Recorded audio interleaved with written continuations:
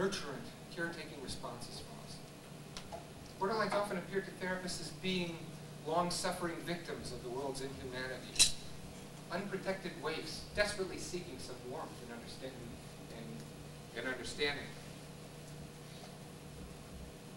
As therapists, most therapists do have a strong caretaking strain. And the typical pattern of therapy is the therapist tries to do too much for the patient.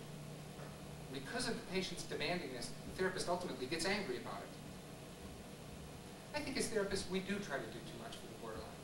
We get pulled into a variety of rescue operations and problem-solving modes that ultimately undermine the borderline's autonomy or competence. However, the other side of this issue is equally troublesome, and that is the fear of engulfment.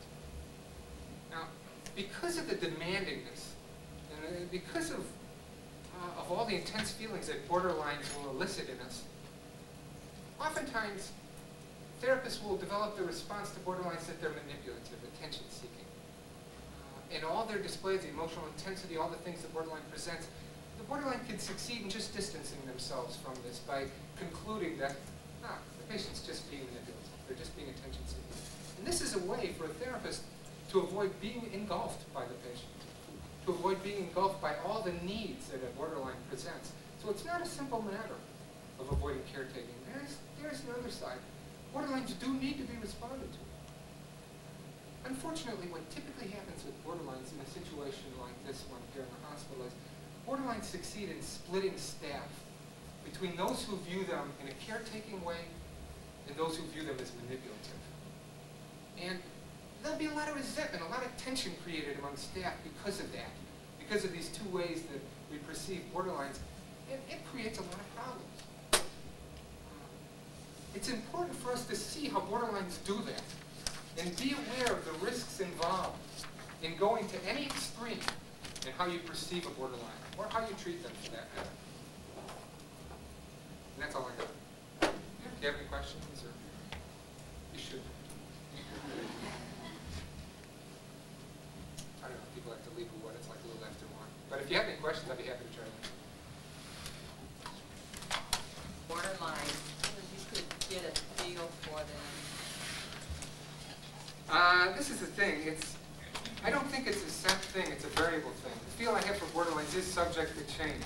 I sometimes am more into the caretaking thing, sometimes I'm more into the other extreme. It's such a dynamic thing working with borderlines that it's rarely the case that you fall into a mode and that you respond to them in one characteristic way. I think it's important. I guess the upshot of all this is that I think some awareness or appreciation of where they're coming from at least kind of arms you with something to deal with them. You're just not subject to being in a situation with a borderline and all the different dynamics they throw at you. I think awareness is important, but that doesn't mean you lock into a mode of dealing with them. I shift. I don't. It's hard doing exploratory, challenging work with borderlines. And to always do that, life's too short. I mean, you can only do so much.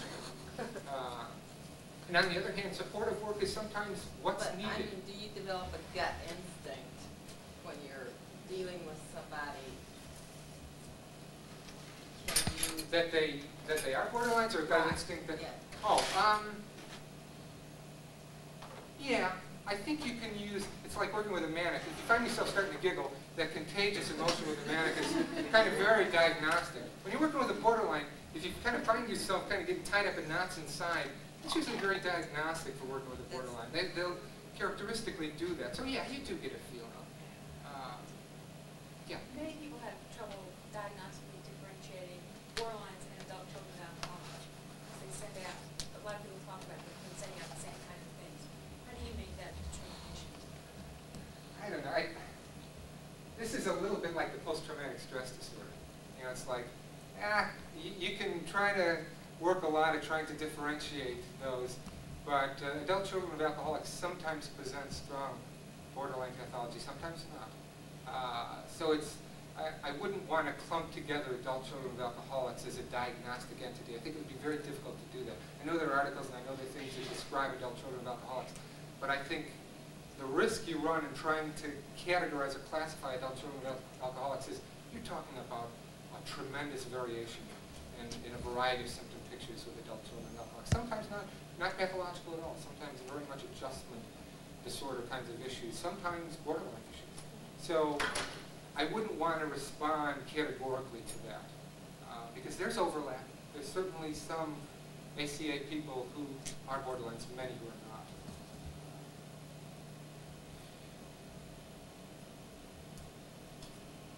Kevin, is there an intellectual component to this in terms of IQ? Do they tend to be above average, below average? Not really. There's several ways. Usually borderlines are bright. Then again, you see sometimes borderline squared. Some of the most difficult patients we get here have borderline intelligence and borderline personality disorders. It varies. It would be difficult to say. Now, I think what happens is you frequently associate certain kinds of borderline patients are more difficult. A borderline patient with an IQ of 120 is generally more difficult to deal with than the borderline with an IQ of 95. They're craftier. You have a harder time staying ahead. What about verbal skills as opposed to? Again, there's clinical wisdom about it. Borderlines typically have very good verbal skills. They don't have a lot of the neurotic inhibited things you see. They're usually speak their minds, even though they might say they don't speak their mind. Never speak my mind. My mind's the borderline will say as they go on and chat or what. But their verbal skills are typically very good. You mentioned a good way of intervention is to engage them into verbalization. Yep. Nothing is set in stone, though. I mean, sometimes you have a borderline who verbalizes a lot. Maybe cutting off the verbalization is what you need to do. What I meant in that particular instance, verbalization at least is a way of interrupting the pattern of acting out. So verbalization typically is, it's consistently a sound therapeutic strategy with borderline.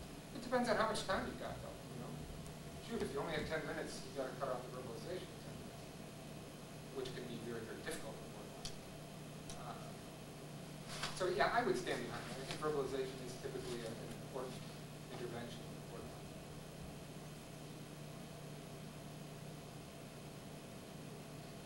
Is there a danger in being too inclusive in your diagnosis of borderline? We were talking about that the other day, where anybody who ends up rubbing you the wrong way is automatically a borderline. Yeah, that's a good point. I mean,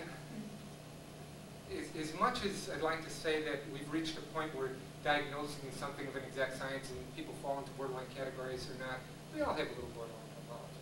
We wouldn't be in this field without some, caretaking things. I don't think you can draw a line around who's a borderline and who's not. I'd say borderlines who should be identified as such will distinguish themselves as such.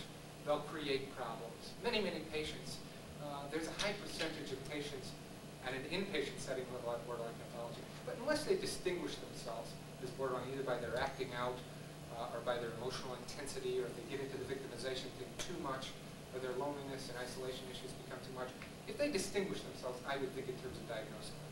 I wouldn't go around, with looking for borderline pathology. They'll come to you. I mean, there is that risk of overdiagnosing it. And for a while in this field, there's a tendency to see borderlines everywhere. And again, you got to temper everything. You got to balance everything. To go too far in that direction, it kind of reduces the whole enterprise of diagnosing to silliness. So it's a good point. There is that risk. I'd let the borderline distinguish themselves, though, if their issues become such that they're disruptive. And that's pretty much a criteria for any like depression. A lot of people are depressed, but if the depression becomes disruptive, then you start talking about clinical depression. Oh, no. I thought you had a question.